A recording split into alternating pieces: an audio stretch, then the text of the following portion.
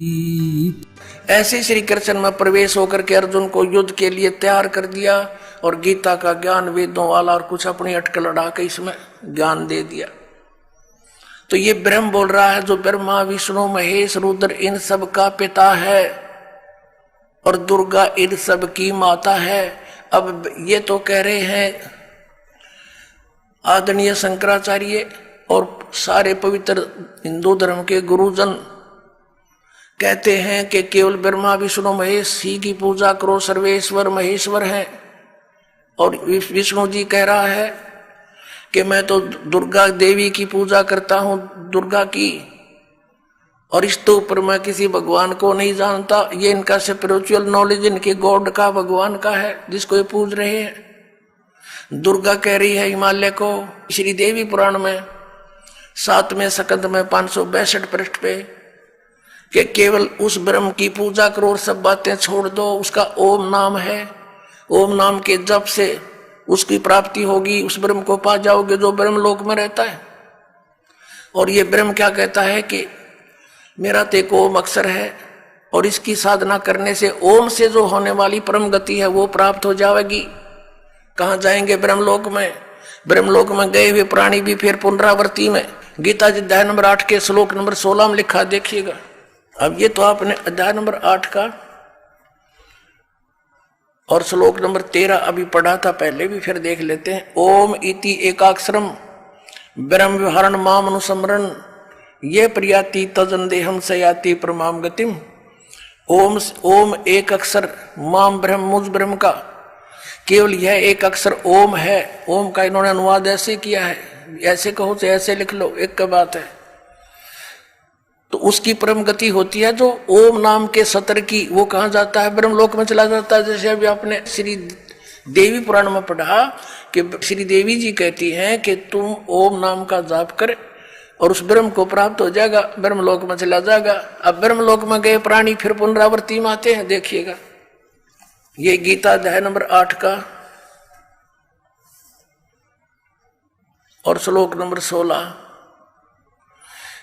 हे अर्जुन, ब्रह्मलोक पर्यंत सब लोग पुनरावृत्ति में हैं। यहां देखना, इन्होंने स्टार लगा रखे पुनरावृत्ति का, यहां परिभाषित किया है, अर्थात जिनको प्राप्त होकर पीछे संसार में आना पड़े, ऐसे इसको पुनरावृत्ति कहते हैं। ब्रह्मलोक तक पर्यंत, ब्रह्मलोक तक जितने भी लोग हैं उनमें गए हुए प्राणी भी पुनरावृत्ति में जन्म मृत्यु होती है।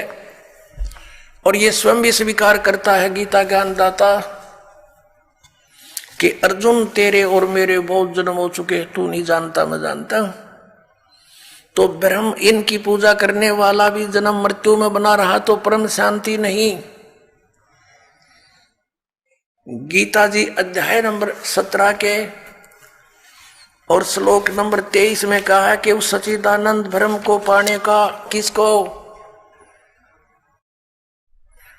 जहां जाने के बाद साधक फिर लौटकर संसार में कभी नहीं आते। देखिएगा अध्याय नंबर 15 का पंचदशो अध्याय 15वां अध्याय का ये प्रथम मंत्र है कि ऊर्ध्व मूलम अधः शाखम अश्वत्थम प्राहु अव्यम छंदासी यस्य पर्णानि ये तम वेद स वेदवित्। अब ये क्या बताया है कि आदि पुरुष परमेश्वर मूल आले ऊपर को जड़ है, वो तो पूर्ण परमात्मा है। अधः शाखम नीचे को शाखा, ये अनुवाद गलत किया है ब्रह्मा रूप मुख्य शाखा वाला। देखिएगा इस 2 नंबर श्लोक में अधः अधः 2 जगह है, इनका अनुवाद इन्होंने खुद किया है। यहां पर अधः माने नीचे, अधः माने नीचे, अधः माने नीचे, अधः माने नीचे। तो अधः यहां नीचे लिखना था, ऊपर को जड़ वाला, ऊपर को मूल वाला। आदि पुरुष परमेश्वर तो समझो उल्टा लटके संसार रूपी वृक्ष की जड़ है और नीचे को शाखा है, ये समझो। इसकी तरफ संकेत है ये गीता जी अध्याय नंबर 15 के श्लोक नंबर 1 में। ऊर्ध्व मूलम अधः शाखम अश्वत्थम प्राहु अव्यम, ये है वो उल्टा लटका हुआ संसार रूपी वृक्ष, ऊपर को जड़ और नीचे को शाखा वाला। अब तीनों गुण यहां देखिएगा। अब गीता जी अध्याय नंबर 15 का श्लोक नंबर हम 1 पढ़ रहे हैं। इसका अर्थ है कि जो ऊपर को जड़ नीचे को शाखा, बिल्कुल स्पष्ट है। अध शाखम, इन्होंने अड़ंगा डांड तो मतलब था, ज्ञान था ही नहीं। संसार रूपी पीपल के वृक्ष को अविनाशी कहते हैं। वेद जिसके पत्ते कहे गए हैं, उस संसार वृक्ष को जो पुरुष मूल सही तत्व से जानता है, स वेदवित, वह वेद के तात्पर्य को जानने वाला है, अर्थात वो तत्वदर्शी संत है। सह वेदवित तत्व से जानता है तो वह वेद के तात्पर्य को जानने वाला था, तो तत्वदर्शी संत है, इसका अर्थ ये। और फिर हम ज्यादा ना कहकर हम सिर्फ ये लेंगे कि 15वें अध्याय के 4 श्लोक में स्पष्ट किया है कि जब तत्वदर्शी संत मिल जा तो तत्व ज्ञान रूपी शस्त्र के द्वारा इस ज्ञान रूपी अंधकार को समझकर इसका नाश करके उसके पश्चात परमेश्वर के उस परम पद की खोज करनी चाहिए, जहां जाने के बाद साधक फिर लौटकर कभी संसार में नहीं आते। देखिएगा, यहां से लेंगे क्या लिखा कि उस संसार वृक्ष की तीनों गुण रूप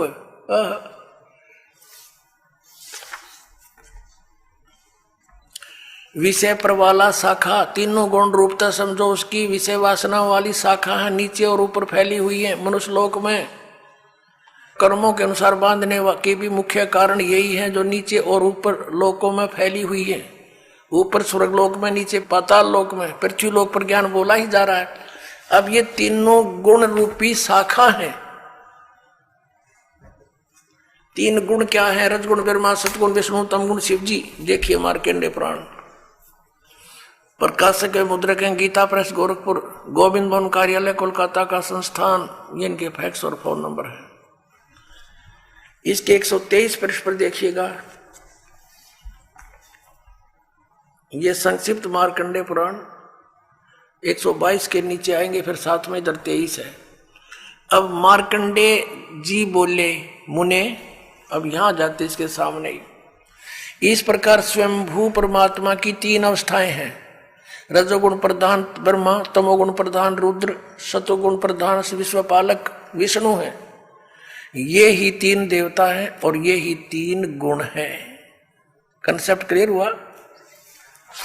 समझदार को संकेत ही बहुत होता है। अब फिर पढ़िएगा इस पवित्र श्रीमद् भगवत गीता अध्याय नंबर 15 के श्लोक नंबर 1, 2 से आगे। एक तो पढ़ लिया आपने, अब 2 को देखिए। अध्याय नंबर 15 श्रीमद् भगवत गीता नंबर 2 में क्या कहा है कि इस संसार वृक्ष की तीनों गुण, रजगुण ब्रह्मा, सतगुण विष्णु, तमगुण शिव जी रूपी शाखा, परमेश्वर कबीर जी ने आकर बताया था कि जो संत संसार रूपी वृक्ष के सभी विभागों को भिन्न भिन्न बता देता है, सवेदवित, वह तत्वदर्शी संत है। कबीर परमेश्वर ने 600 वर्ष पहले कहा था, अक्षर पुरुष एक पेड़ है, निरंजन यानी क्षर पुरुष वा की डार, और तीनों देवा शाखा है, ये पात रूप संसार है। तो वो थे भगवान जो तत्वदर्शी संत की भूमिका करने आते ही आते हैं, वो ज्ञान वही समझाते हैं। तो ये बता कि तीनों गुण, रजगुण ब्रह्मा, सतगुण विष्णु, तमगुण शिव जी, ये जड़ तो पूर्ण परमात्मा स्वयं परम अक्षर ब्रह्म कबीर देव कबीर साहब हैं। ये कबीर साहब हैं।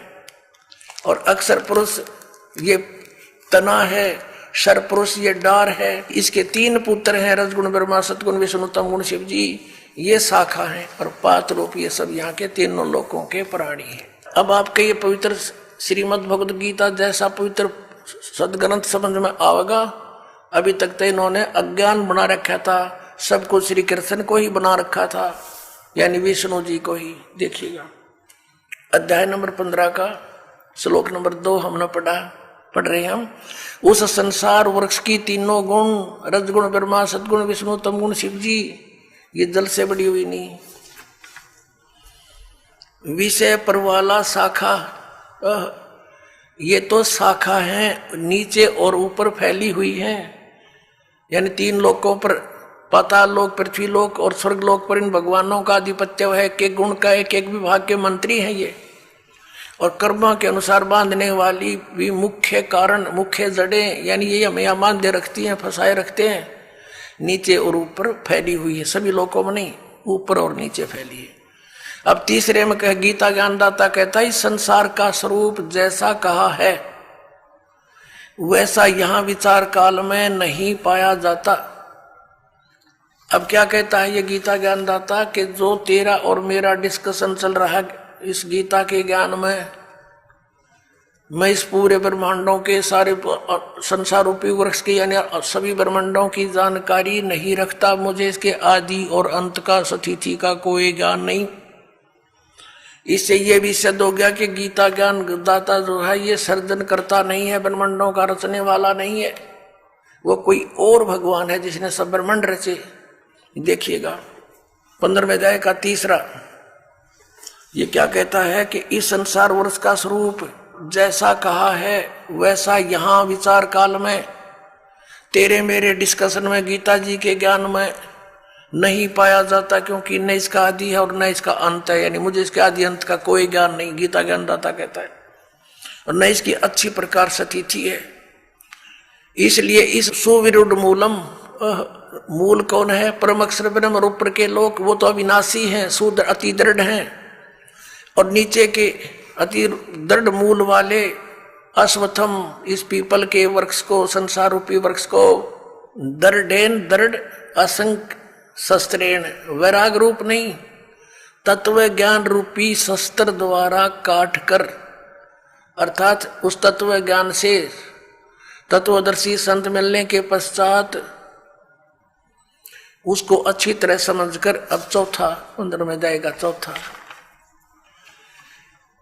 उसके पश्चात उस परम पद रूप परमेश्वर को भली भांति खोजना चाहिए जिसमें गए हुए पुरुष यानी साधक फिर लौटकर संसार में नहीं आते, और जिस परमेश्वर से पुरातन संसार वृक्ष की प्रवृत्ति विस्तार को प्राप्त हुई है, अर्थात जिस परमात्मा ने सारे संसार रूपी वृक्ष की रचना की है, सारे ब्रह्मांडों की रचना की है, उसी आदि पुरुष नारायण की मैं शरण हूं आदम पुरुषम।